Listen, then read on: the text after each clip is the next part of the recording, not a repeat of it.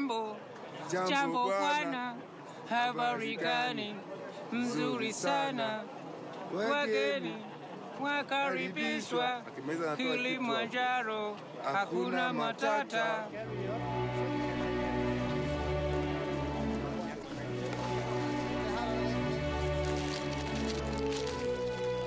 Novembre 2014, l'heure des retrouvailles pour l'équipe cycliste Tinkoff Saxo. Chaque année à cette période, la formation d'Alberto Contador organise un grand rassemblement de ses troupes avec pour objectif de préparer la prochaine saison de vélo. D'habitude, l'équipe se retrouve aux îles Canaries ou en Sicile pour profiter de la douceur du climat. Mais cette fois, le patron de l'équipe, Bjarne Riis, a choisi une toute autre destination, la Tanzanie, avec au programme l'ascension du Kilimandjaro.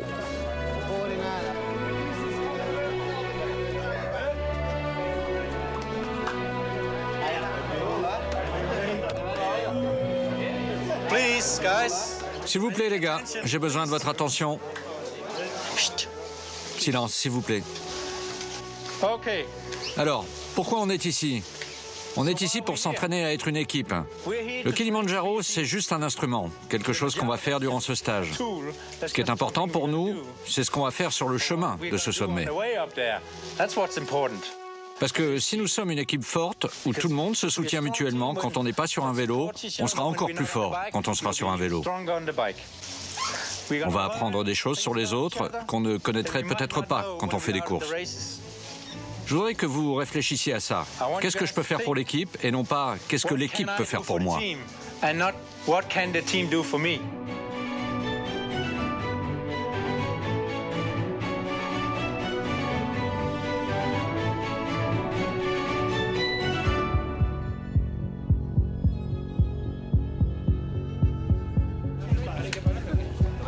Le Kilimandjaro, le toit de l'Afrique, 5895 mètres.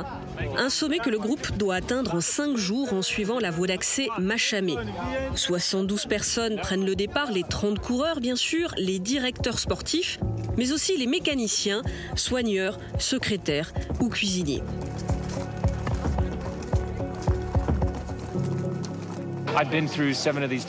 J'ai participé à 7 de ces stages de motivation et à chaque fois je me suis demandé pourquoi on faisait ça. Mais quand c'est fini, vous réalisez à quel point c'était positif, à quel point ça va nous aider et comment ça nous a aidé à mieux nous connaître. La première journée mène la troupe jusqu'au camp de Machamé, situé à 3000 mètres d'altitude.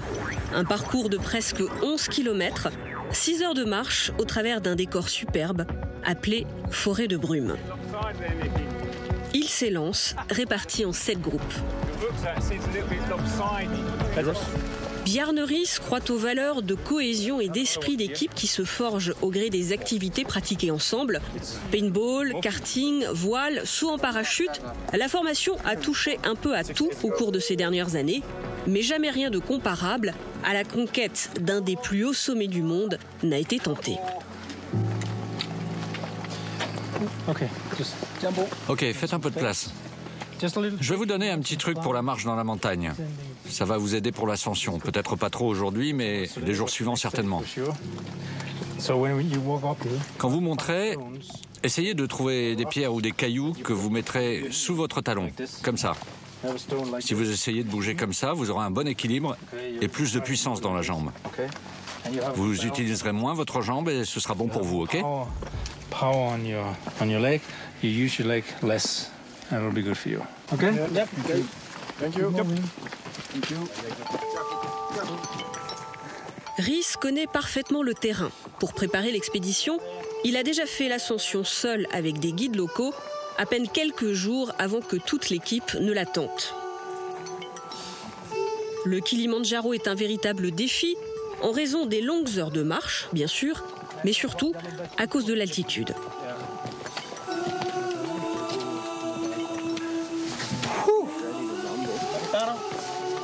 Non, on ne va pas s'arrêter là parce qu'il y a la caméra. Ça va nous faire passer pour des pathétiques mauviettes. Allez, il faut continuer. Mais je pense que c'est trop tard, il faut que je m'asseye. Ok, faites une pause les gars et buvez un coup. C'est la deuxième fois en 5 jours qu'il fait ça. C'est un truc de dingue. J'ai marché 3 heures et je suis déjà mort.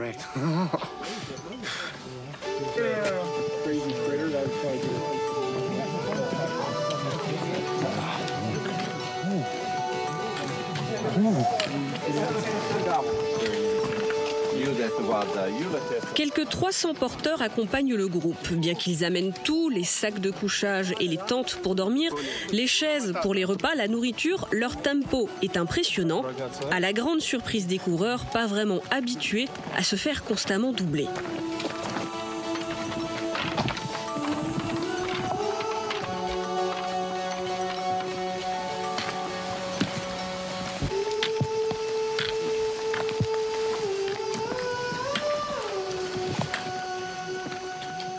Ouais, je suis sûr qu'on va trouver la pluie dans quelques secondes. La question est de savoir, est-ce que je mets mon poncho ou pas? Parce que bien sûr, si je mets mon poncho, il ne pleuvra pas. Et si je le mets pas, il va pleuvoir. Mets-le, s'il te plaît. Tu crois qu'il va pleuvoir? Non, parce que tu auras mis ton poncho. C'est ça l'esprit d'équipe. Hein.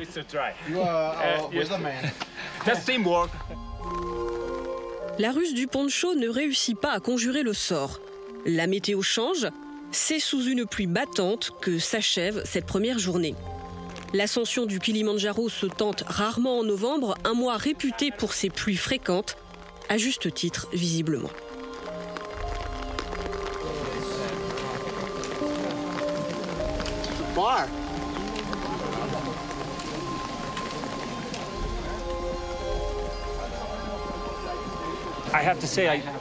Je dois dire qu'on m'avait annoncé que ce serait comme une balade dans un parc, mais il y a quelques endroits vraiment raides. Je suis content d'avoir pris mes bâtons de marche parce que je ne les ai pas utilisés jusqu'à mi-parcours, mais finalement je suis vraiment très content de les avoir. La pluie a rendu les choses un peu plus difficiles, mais je pense que les gars sont bien équipés. Le moral est au beau fixe et on attend la deuxième journée avec impatience. Première nuit sous la tente pour les membres de l'expédition, elle sera particulièrement humide. Fin de cette première partie, retour dans quelques instants pour la suite de cette épopée.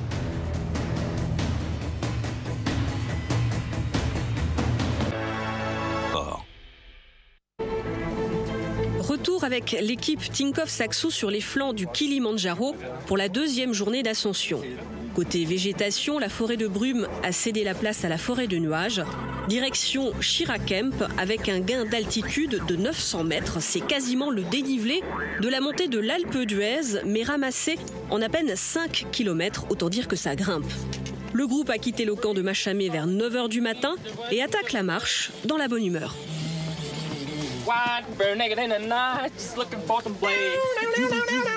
It's just another girl that wants to rule the world or anytime I place. Cause once you get into my head, you want it, she's got it. Marley Chamber's gonna change 1 hour. How doing, brother? Fuck, man. Hakuna Matata, eh? Yeah, bro. Pole, pole. Pole, pole. Kilimanjaro. Woohoo! Kilimanjaro. Zimba. À l'intersaison, 6 nouveaux coureurs ont rejoint l'équipe. Parmi eux, une recrue de marque, Peter Sagan, 3 fois vainqueur du maillot vert du Tour de France. Transfuge de la formation Cannondale, le Slovaque brise la glace avec sa nouvelle formation. Tu as déjà fait des ascensions? Oui, je suis allé dans l'Himalaya. Donc c'est de la rigolade pour toi? Ah, en fait, non. Ici, c'est plus difficile. Parce que dans l'Himalaya, il y a des villages tout au long de la montée. Pendant toute l'ascension, vous trouvez des gens qui peuvent vous aider. Vous pouvez dormir chez eux, sur le sol peut-être, mais dans une vraie maison, pas dans une tente. Il y a du feu, vous pouvez faire sécher vos vêtements. Ici, franchement, c'est plus roots.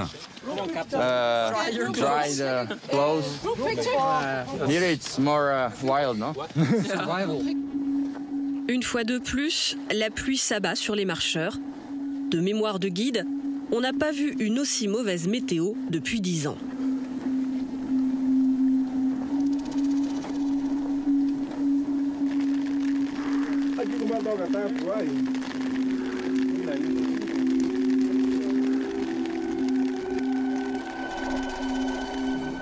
Malgré tous les efforts des porteurs, le camp a des allures de vaisseau naufragé. Pas de douche, pas d'électricité, pas de chauffage, tout ça était prévu. Mais patauger dans la boue et l'eau en permanence, c'est la surprise. Dans ces conditions, la pluie, le froid, l'isolement, difficile de positiver. Et pourtant... J'ai eu l'occasion de mieux connaître ceux avec qui j'ai couru ces 2 dernières années. Simplement parce qu'on a passé beaucoup de temps ensemble. On ne parle pas de cyclisme, mais de nos familles, des enfants qui sont à la maison.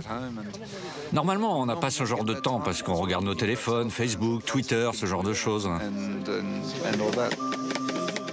Pour le réconfort et la chaleur, il reste les repas. Les porteurs préparent des plats chauds, midi et soir, que les membres du groupe se partagent, réunis dans de grandes tentes. Dehors, il pleut toujours comme vache qui pisse et la météo reste le principal sujet de préoccupation.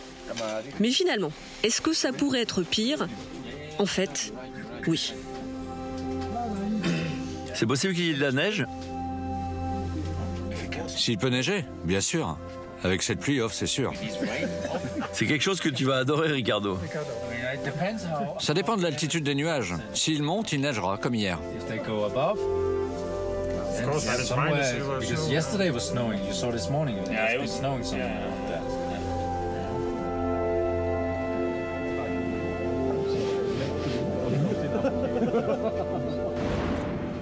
Troisième jour d'ascension, le programme prévoit un passage à plus de 4600 mètres pour commencer à habituer les organismes à la très haute altitude avant de redescendre à 4000 au camp de Barranco.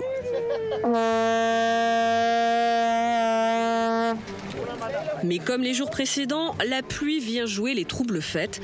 Elle rend le paysage de Landes et Maquis encore plus désolé, tout est mouillé tout le temps. Bjarne savait qu'il emmenait ses troupes vivre une ascension difficile, il était loin d'imaginer qu'elle se transformerait en stage de survie. C'est dur à cause de la pluie, ça rend tout inconfortable.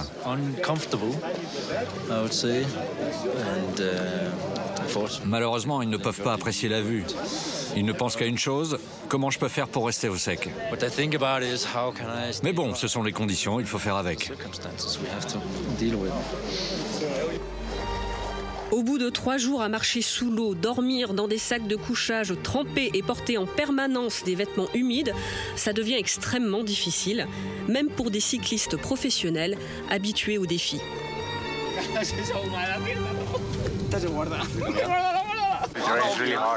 Ouais, c'est vraiment dur avec la pluie. Surtout après l'ascension, quand on retourne dans sa tente et que tout est mouillé pour la nuit, c'est ce qu'il y a de pire. Bjarne Riis sent le malaise grandir.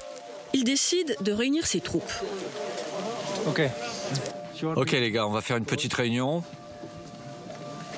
Alors j'entends des choses. Il y a peut-être eu un malentendu. Vous n'avez pas la motivation nécessaire pour aller au sommet, je me trompe?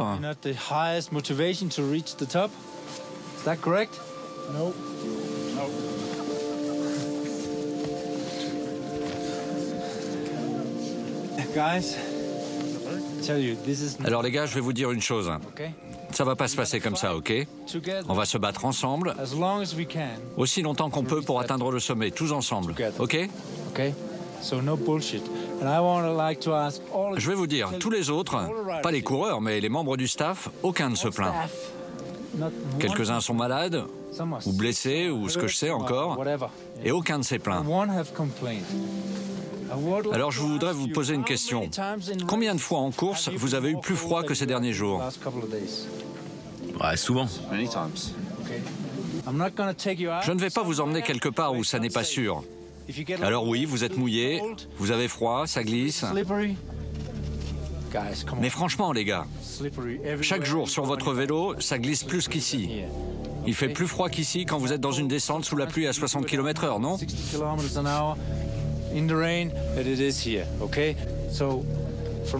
Alors à partir de maintenant, je ne veux plus entendre personne se plaindre. Si vous avez un problème, venez me voir.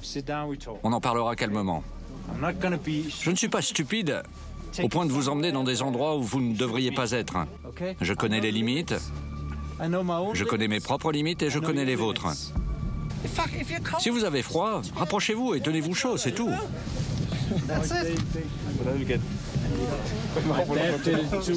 Les gars, c'est là où on va gagner des points pour l'année prochaine.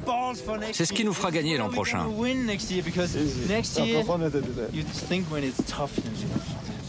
Oui, les Sky sont allés faire de la voile pendant 4 jours.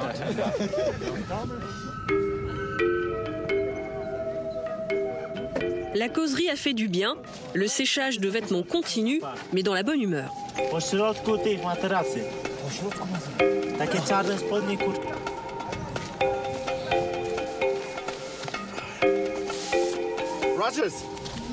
Rogers, regarde ça. Au lieu de rester les mains dans les poches, on a construit un patio pour éviter d'avoir de la boue dans la tente. Patios. Yeah, and what for? Et tu crois que ça va marcher? T'as gaspillé ton énergie, mon vieux. All your energy. No, look. Yesterday, we take all the mud in the boots and we carried on inside. C'est sûr que c'est très éprouvant. La météo ne nous a pas aidés non plus. Mais c'est une occasion unique pour l'équipe d'atteindre le sommet. Malheureusement, tout le monde n'y arrivera pas. D'ailleurs, certains ont déjà de la température et il faudra redescendre. Quoi qu'il en soit, on a l'occasion de faire quelque chose tous ensemble. Et ça n'arrive jamais d'habitude. Effort that we'll never have on a bike.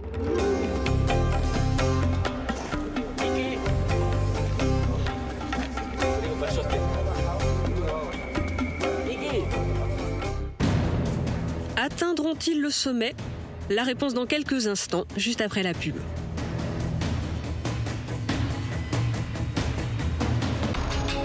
Exclusif sur Eurosport. Le jour se lève sur la 4e journée d'expédition pour l'équipe Tinkoff Saxo. Le Kilimandjaro est ce qu'on appelle une ascension rapide. La voie d'accès au sommet ne respecte pas les différents paliers recommandés pour s'acclimater à l'altitude. Alors chaque matin, le taux d'oxygène de chacun est soigneusement mesuré. 86 en oxygène, c'est très bon. Ton rythme cardiaque est très bon aussi. Ah, je vais aller jusqu'au sommet. Ouais, t'es fort comme un lion. Allez, 90, 91, allez, plus haut. Fais la danse de la pluie, Ophi. Oh non, non, pas la danse de la pluie, plutôt la danse du soleil. Leurs taux sont supérieurs à 80, tout va bien. En revanche, d'autres sont moins bien lotis. En dessous de 70 apparaissent les premiers signes du mal des montagnes. Nausées, maux de tête, fièvre, ça peut être très dangereux. Une seule solution, redescendre. Alberto Contador se porte comme un charme. Pour le vainqueur de la dernière Vuelta, tout ça est beaucoup plus facile que de faire du vélo.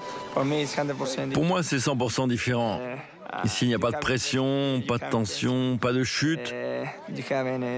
Ok, vous pouvez tomber, mais ce n'est pas pareil. Surtout, vous n'avez pas besoin de prendre le moindre risque. Pour l'instant, c'est plus facile. Peut-être que dans 10 heures, je changerai d'avis, mais pour l'instant, c'est quand même plus facile que le vélo. La 4e journée mène l'équipe au dernier camp avant le sommet, Barafou, à plus de 4600 mètres. Elle commence par le Bridge Wall, une paroi à pic de 250 mètres, impressionnante. Bonjour. Alors, on abandonne? Ok les gars, on va commencer avec ce mur là, ça va être marrant. C'est pas dangereux. Ça n'est dangereux que si vous rendez les choses dangereuses pour vous.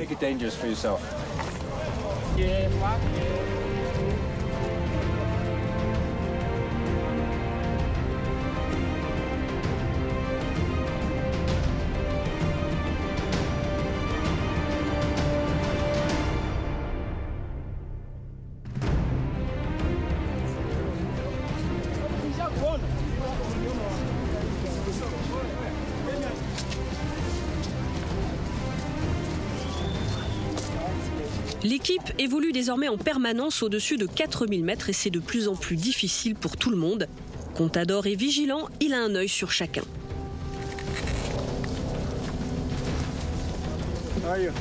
Tu vas bien? Oui. Tout est ok?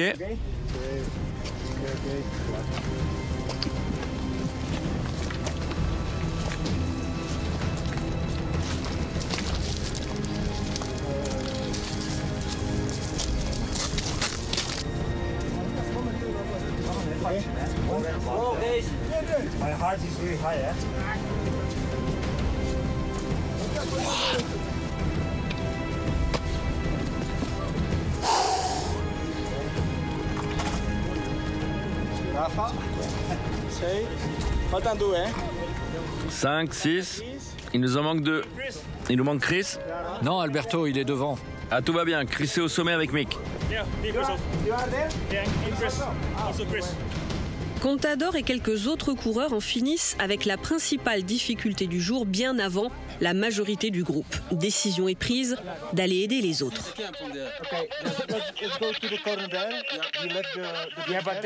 Est-ce qu'on a fait la partie la plus difficile?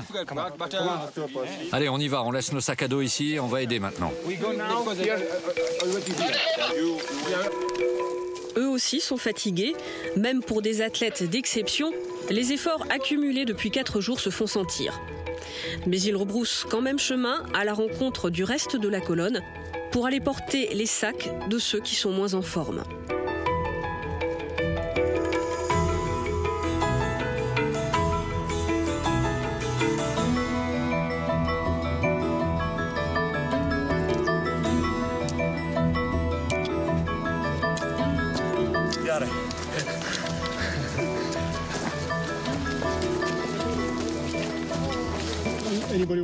Personne ne veut prendre ton sac? Je ne veux pas qu'on m'aide. J'ai dit que je voulais atteindre le sommet avec toutes mes affaires et je vais y arriver. Depuis le début, Sagan est le seul à porter lui-même ses affaires, tout sauf sa tente.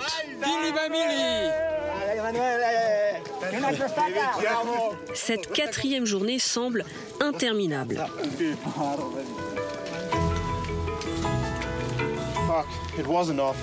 Ah, c'était déjà assez dur. Mais il a fallu aller aider les autres.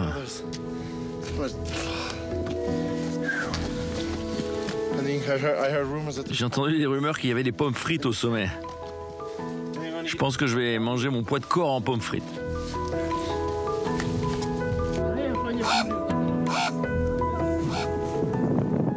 Finalement, après plus de 8 heures d'efforts, l'équipe atteint Barafou, son dernier camp de base, juste au pied du sommet du Kilimandjaro. Une courte nuit les attend. Il faut se lever vers 23h pour attaquer l'ascension finale.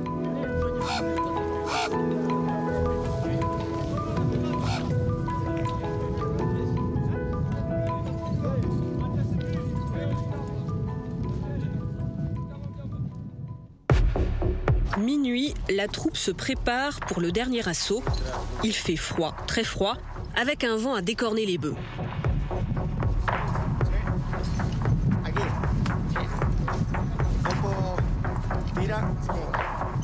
Dernier jour.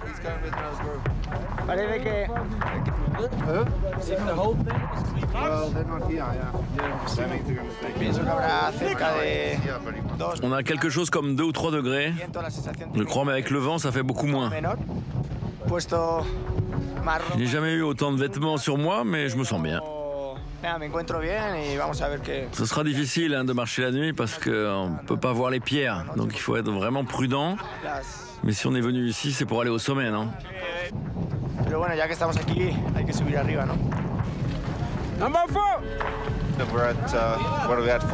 On est à 4700 mètres, donc on ne pouvait pas vraiment dormir. On essaie de rester groupés pour entamer l'ultime ascension. Ça va être dur jusqu'au sommet.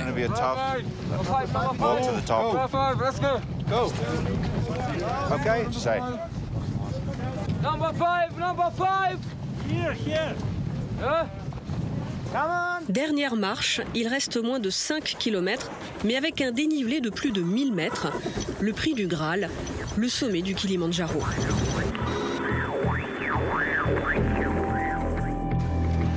L'équipe avance au ralenti, comme si elle marchait sur la Lune. Impossible d'aller plus vite.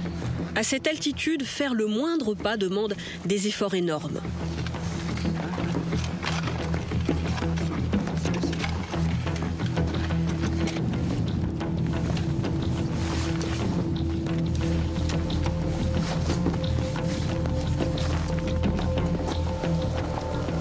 Dernière étape, Stella Point, à 5752 mètres. Pas encore le sommet, mais déjà un exploit. Le mal des montagnes gagne presque tout le monde.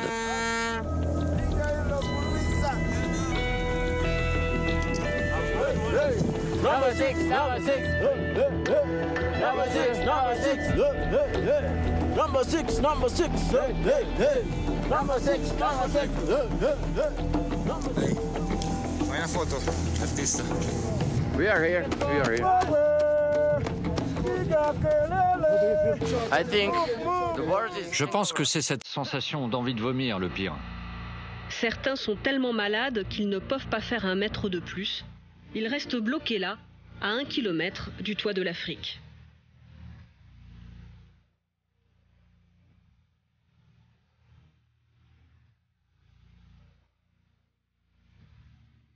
Le sommet Uhuru Peak, enfin.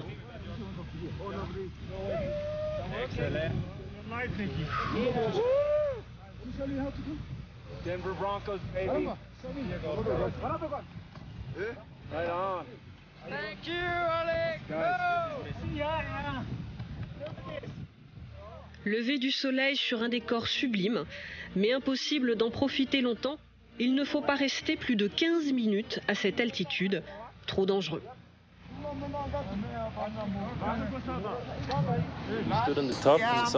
On est resté là au sommet et c'était très émouvant. On a regardé autour de nous et la vue de là était incroyable. On peut voir à des kilomètres. Ça fait peur mais c'est magnifique, grandiose, vraiment grandiose.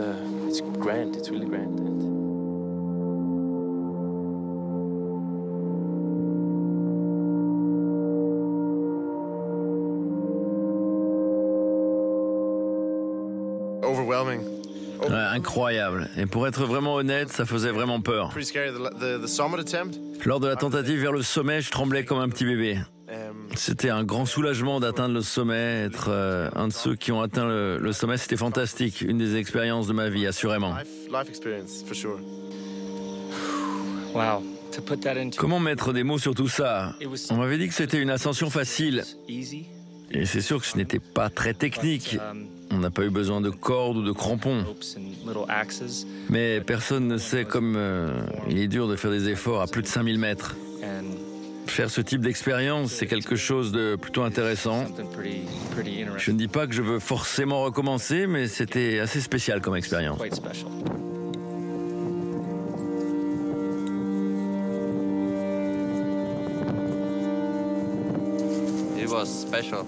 Ça a vraiment été une manière originale de construire l'équipe.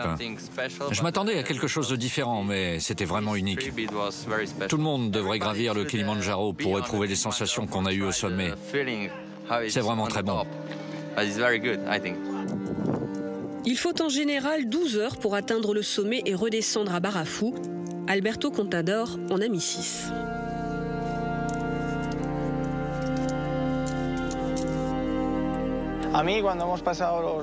J'ai commencé à ressentir les effets de l'altitude à 5300 mètres. J'avais mal à l'estomac et quelques nausées, mais je me suis dit, ne t'inquiète pas, c'est normal. Concentre-toi et continue à avancer. Et la crise est passée. Bien sûr, c'était une expérience extrême. Mais je pense que c'est le type de moment où vous pouvez construire l'unité d'une équipe. Vous pouvez créer vraiment des liens avec vos équipiers, comme jamais. Vous pouvez tester la volonté d'accomplir des choses en commun. Je vais vous donner un exemple de choses qui ne peuvent arriver que dans un environnement comme le Kilimandjaro.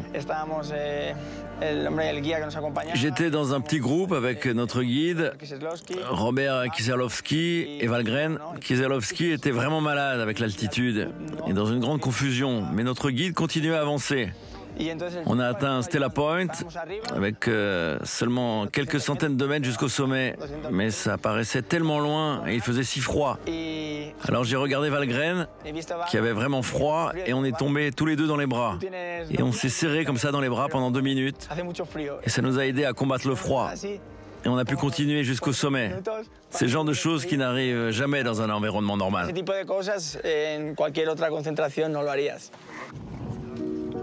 Tous ont voulu atteindre le sommet. 51 des 72 participants y sont parvenus. Pour ne pas décevoir le groupe, ils sont allés jusqu'à leurs limites, parfois au-delà.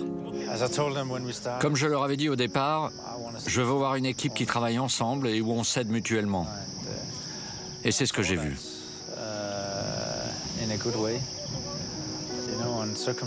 Les conditions de vie sont vraiment spartiates et dans des circonstances comme celle-là, ils doivent vraiment rester unis et s'aider mutuellement. Après avoir été aussi proches dans ces conditions très difficiles, ils voudront peut-être se donner un peu plus pour les autres quand il le faudra.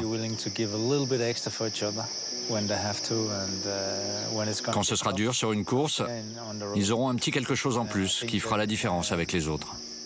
They have a little bit more than the rest might have.